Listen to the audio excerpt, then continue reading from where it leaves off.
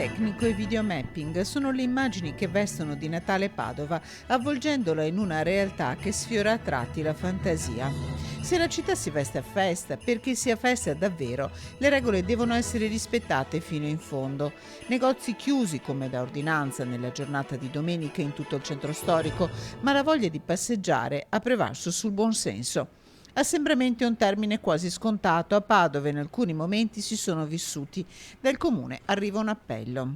Non si va in giro però senza un motivo, perché dobbiamo evitare appunto che per motivi futili si creino fenomeni di assembramento. Dobbiamo mettercelo in testa perché siamo in zona gialla, dobbiamo restarci, dobbiamo arrivare al Natale in queste condizioni, ma per farlo c'è bisogno del senso di responsabilità di tutti, mi raccomando. Leggerezze che possono vanificare ogni sforzo. Il passaggio in fascia arancione implica il divieto di spostamento tra comuni se non per motivi di emergenza, lavoro o per accompagnare i figli a scuola, oltre alla chiusura di bar e ristoranti. Per bloccare il diffondersi del virus e sperare nel ritorno alla normalità, il rispetto delle regole è la nostra carta da giocare.